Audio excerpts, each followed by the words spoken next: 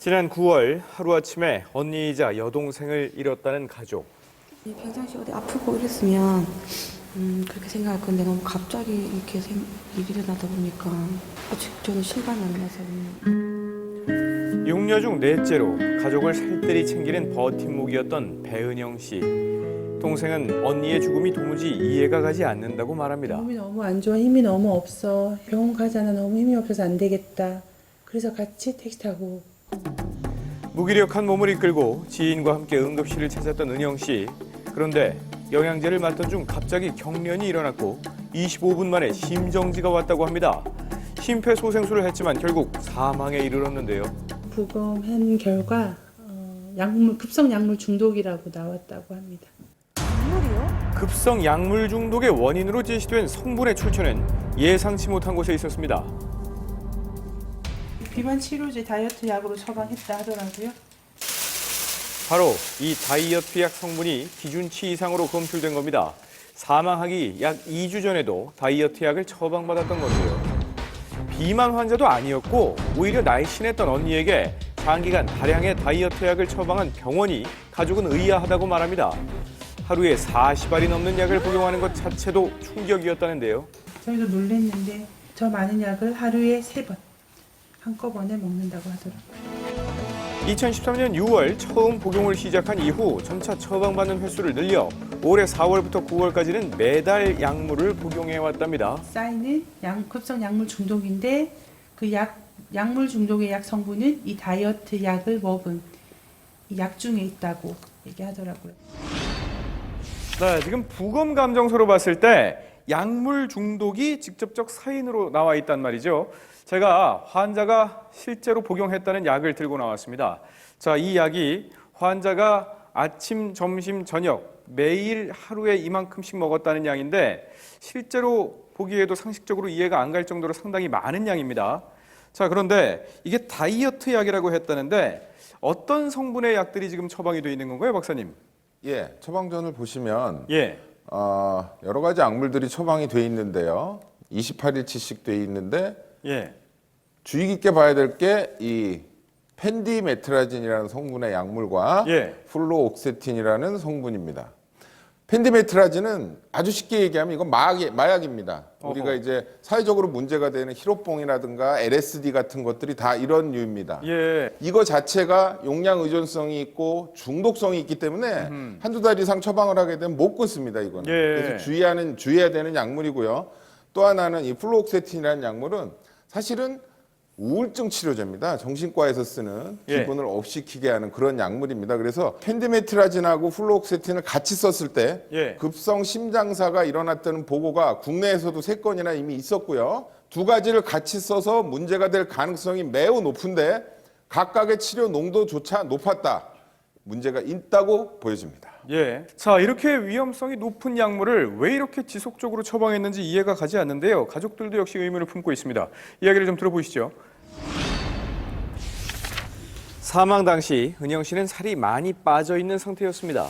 최근에 입었던 언니 바지예요. 언니의 몸 상태를 보고 약을 처방했는지 의문이라는 가족. 체형이었는데 계속 약을 처방해 줬네요. 당시 허리 사이즈가 25인치였습니다. 게다가 약을 복용하면서 몸에 이상 증세가 나타났었다고 가족들은 말하는데요.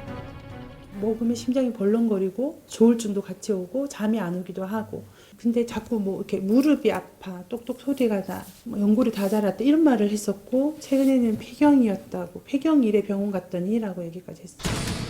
가족들이 은영 씨의 약 복용 사실을 알게 된 것도 원인 모를 경련 때문이었다고 합니다. 근데 작년 12월에 처음 경련을 하고 제가 다 놀랬고 누군가 혹시 그 다이어트 약을 저번에 먹는다는데 계속 먹나? 라고 얘기를 해서 저희가 추적해서 그 병원에 큰언니가 전화를 해서 주지 마라. 애기 죽을 수도 있다. 얘기를 했었고요. 하지만 병원에서는 다이어트 약으로 인한 부작용이 아니라고 설명했다는데요. 이후에 병원 측에서 거부했으나 환자가 원하기에 한 달 만에 다시 약을 처방하기 시작했답니다. 처방이 가능한 태도로 해서 처방을 했고 그 약을 먹어서 치사량이 되려면 600알을 한꺼번에 먹었을 때이다라고 얘기를 하더라고요. 병원 측에서는 부검 결과 나온 약물의 수치가 올바른 용법으로 복용했다면 나올 수 없는 농도라며 이해하기 어렵다는 입장을 밝혔습니다.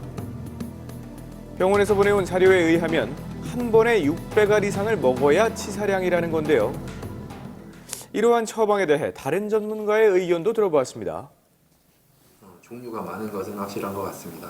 2008년 서울대 법의학과 팀이 발표한 논문에서는 펜디메트라진 성분하고 플록세틴 두 가지 성분의 조합이 비만약을 복용하다가 사망한 젊은 여성 3사람에서 똑같이 검출이 됐기 때문에 약물 간의 상호작용이 문제가 있을 수 있다는 의견인데요. 가족은 병원의 주장이 맞는 건지 그 진위 여부조차 알기 어렵다고 말합니다. 그 많은 약알들이 정확히 처방해도 정말 부작용이 없는, 정말 인체에 무해한, 정말 다이어트 효과만 주는 약인지, 네, 그게 궁금하고요. 자, 아까 박사님께서 이 처방전에서 문제가 되는 약물들을 콕 집어서 말씀을 해주셨는데 지금 해당 병원에서는요. 치사량에 이르려면 한 600알 정도는 한 번에 먹어야 한다. 뭐 이런 입장이란 말이죠. 어떻게 생각하시나요? 600알 정도를 먹어서 뭐 치사량이 되고 안 되고가 중요한 것이 아니고 예.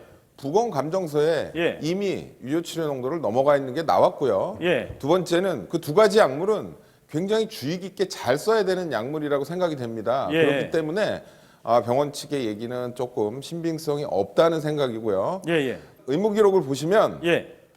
8월 달에 내원했을 때 양 내성이 생겼다고 높여달라고 했단 말입니다. 이렇게 내성이 생긴 상황에서는 그 다음에는 당신은 내성이 생겼으니 이제 이러한 치료가 아니라 다른 걸로 하거나 식이요법이라든가 이렇게 설득하는 게 맞는 방법이지 예. 처방을 약간 바꿔서 또 이렇게 내준다는 것은 조금 문제가 있다고 생각하고요. 나 지금 얘기를 계속 나눌수록 결국은 병원에 이 처방에 문제가 있다는 생각밖에는 들지 않습니다.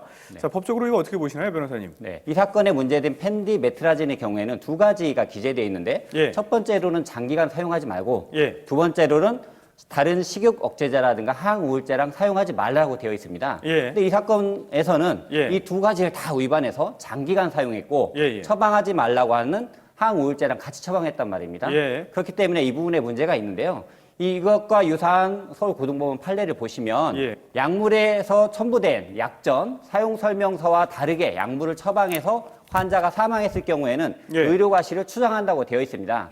그렇기 때문에 이 사건에서도 의사가 예. 약전과 다르게 예. 약물을 처방하는 데 대해서 특별한 사정이 있었다라는 것을 입증하지 않는 이상 예. 의료과실이 된다고 볼 수가 있습니다. 이 사인이 약물 중독이었다면 약물 중독의 책임이 환자에게 있지는 않다는 부분입니다.